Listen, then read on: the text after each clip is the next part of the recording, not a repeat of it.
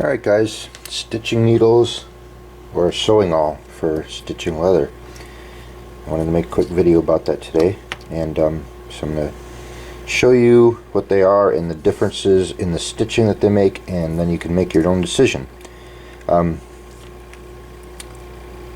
This is going to be really quick, and notice my drawing is really quick because I have to finish a pouch today, and then I have to start on the winner of my giveaway on Bushcraft USA, who wants me to make a knife sheath for this beautiful wood lore that he made himself. So that thing is just awesome. So I'm excited to get started on that. So, alright, stitching needles or sewing awl. This is an awl, and it's got the spool of thread here, and it comes up through the needle. And on my little drawing here, this is a representation of two pieces of leather. So if you imagine this being and these are the holes here where the stitching holes, and just imagine it being two pieces of leather sandwiched like that. Okay, so the stitching awl you push through, and then you create a loop, and I'm going to actually draw this on here on how it all works.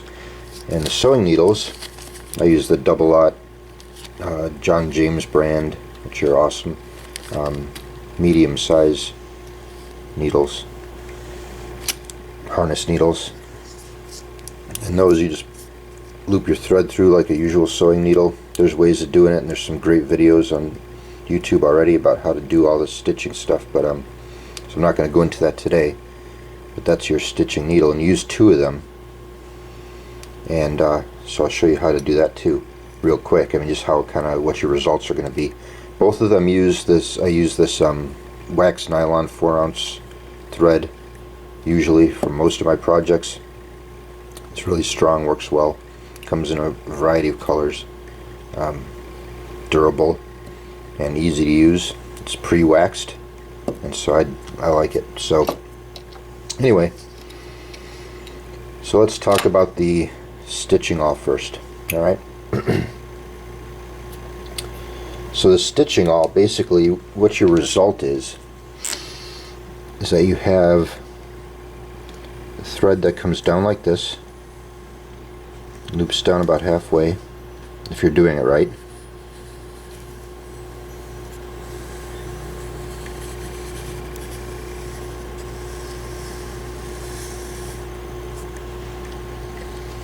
and I'm going to draw it as two pieces. It actually ends up kind of, well, they all end up as one piece, so but then your other side comes up, loops through, and this is called a what do they call this, a hook stitch or something, or loop stitch? Loop stitch, I think. And so this is your bottom thread. And let me see if I can find an example here. Can you see that? Alright, let me.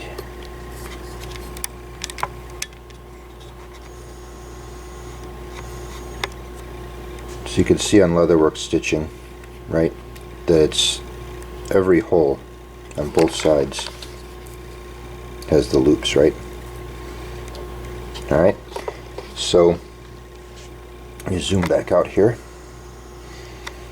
So with the sewing awl, you have your thread coming off the bottom like this, right?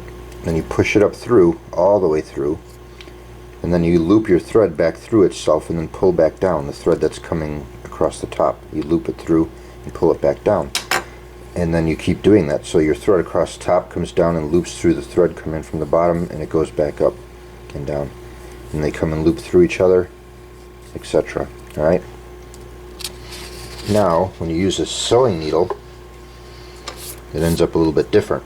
We usually do a harness stitch with this.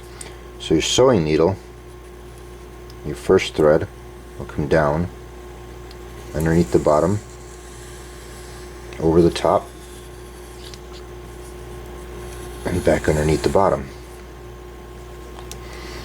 Your other thread will do the opposite, of course. The bottom over the top, over the bottom, over the top. So they both end up looking, from the outside, you get a very similar thing, right? That, you know, both sides have the thread, and from the outside, excuse me, you can't tell the difference by just looking at it. So what's the pros and cons? Well, there's the one major one that I want to address today. And let me grab my black marker. Because really, when guys get really good at this harness stitch, it looks really nice. It lays really cool, and I think the finished appearance is a little bit nicer when you get good at it than this, but really that's a very minimal difference, and you can get practiced at either one. The difference I want to talk about is which one is better, which one's stronger, which one's going to last longer, and that sort of thing. So if I take the stitch made with this sewing awl and let's pretend that this piece of thread gets cut up here, so we'll cut that right there, okay? And it gets abraded, you know, rubbing on your belt or something like that, you know, it just over the years, right, gets wore out. So this red stripe up here is now broken. So if this red one pulls out, right, and starts to pull out, just like, you know, the hems on your shirts or pants do, and starts to pull out this way, so we start to get rid of this, right? Then this green one down here no longer has anything to hold on to. So then you start to lose this side too, right? And so if this pulls out even further over here, then you lose the attachment point for this bottom green one too. So this is all gone. So now suddenly you have no stitching top and bottom at all, and your item's going to come apart. It's just, once that starts, you have to pull it all apart and restitch it, restitch the whole thing. Which is doable, and that's, you know, not really the end of the world if you don't mind doing that, or have your leather guy do that for you. But you know, if you're out in the field for a while or something like that, and you know, your gear starts to fail on you, you know, is it going to last through the rest of the weekend or the week or however long you're out, that kind of thing. So the harness stitch, let's do the same experiment. Let's pretend that we'll use red again, that we get a cut right here, okay, or it braids away, you know, over years of use, right? Just wears out, which shouldn't really either of these happen too much if the item is made well, but it's possible, right? It can happen. Snag it on something, right? So that one breaks. So then we start to lose, let's say this red one starts to pull out. Alright, so that red one's gone. Let's get rid of the whole thing. So now all we have is this green one looping through. But notice that with the harness stitch, the green one hasn't gone anywhere. So do you lose some strength? Yeah. But is it going to hold together? Because you have it going over the top, over the bottom, over the top. So your deal is going to still hold together for a while, probably for just shy of forever, and not come apart. So if your harness stitch breaks, the longevity of it after that breakage is much longer than if you use the stitching awl. Okay, so that's the difference between the two stitches that you produce with these two items, and I think that's important to know. So I used to use these, I don't anymore. When I was learning, I used these, and that's okay. Some guys I know use these and they like them, and you know, more power to them.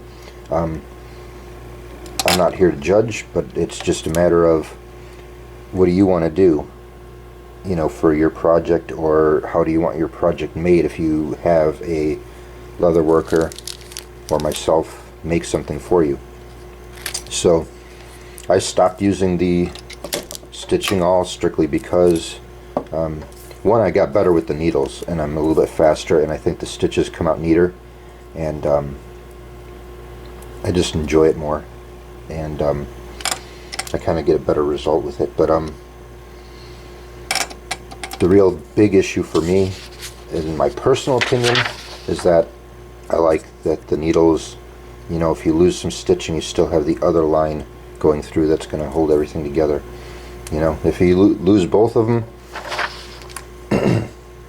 you know, if your gear's getting really beat up and you lose both of them, well, then you're going to have to pull all that stitching out and have it re-sewn up anyway. So, but you know, if you just lose the one, you still have the other thread going through and holding everything together. And to me, that's kind of a deal. So, but it's up to you to decide what's important to you, what you like.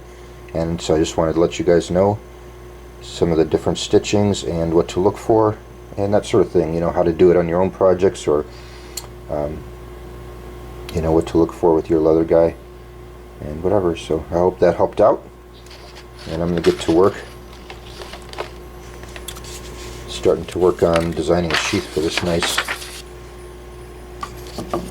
knife right there. So that's pretty cool, huh? Did a nice job on making that. Beautiful. So, alright, talk to you guys later. Thanks for watching, and if you would, hit the subscribe button. Alright, thanks, bye.